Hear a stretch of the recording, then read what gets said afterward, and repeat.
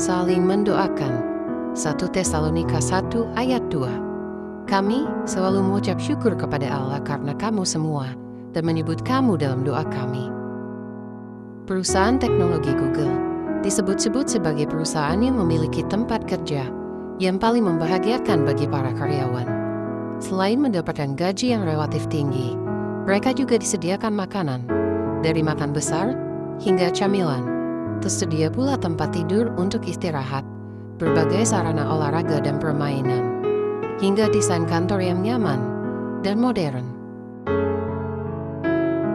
Namun, ada satu hal yang mungkin tidak diketahui banyak orang.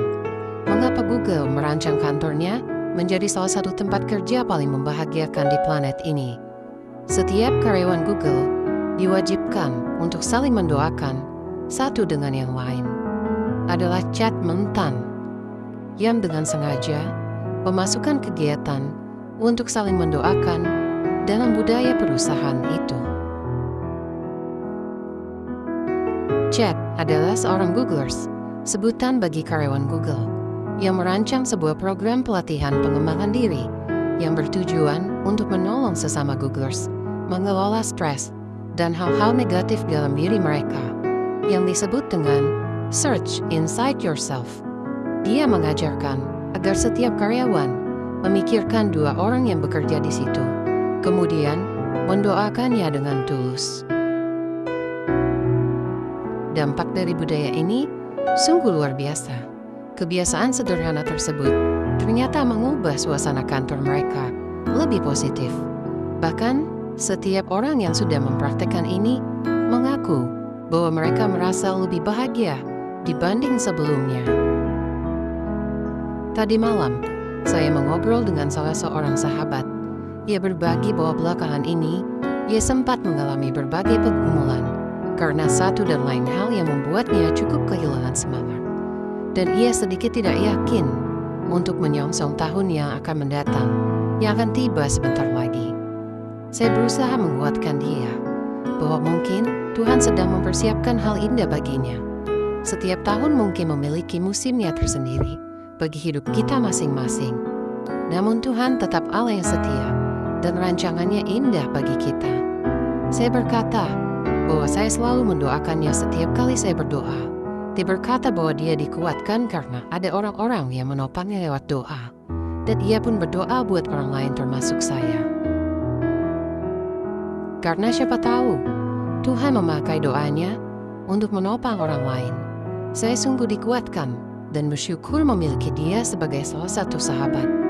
Perkataan sahabat saya itu membuat saya diingatkan tentang mendoakan orang lain.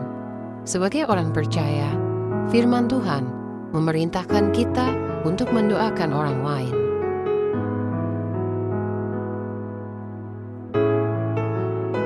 Baik itu berdoa untuk keselamatan jiwa orang lain, berdoa untuk kesehatan, pekerjaan, keluarga, dan pergumulan mereka. Sebagaimana yang Paulus katakan dalam suratnya untuk jemaat di Tesalonika, bahwa Paulus dan rekan sepelayanannya selalu menyebut jemaat Tesalonika di dalam doa mereka. Saya juga belajar manakala berdoa untuk lebih mendahulukan mendoakan orang lain. Barulah setelahnya berdoa untuk permohonan dan pergumulan saya pribadi. Karena firman Tuhan berkata, untuk kita menganggap orang lain lebih utama dari diri kita sendiri, dan tidak hanya memperhatikan kepentingan kita pribadi, namun juga kepentingan sesama kita.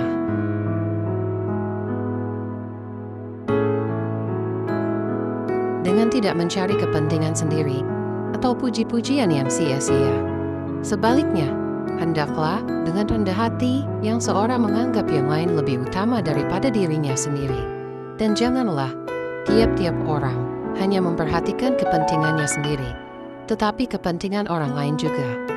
Filipi 2 ayat 3. Lalu bagaimana dengan Anda? Apakah Anda pernah mendoakan orang lain? Atau selama ini Anda hanya sibuk berdoa untuk diri sendiri? Atau bahkan Anda malas berdoa?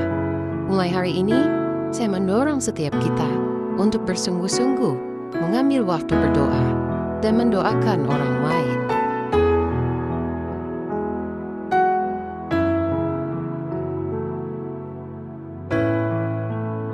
Doakanlah anggota keluarga Anda, rekan kantor Anda, orang-orang yang belum percaya kepada Kristus, hingga kesejahteraan bangsa ini.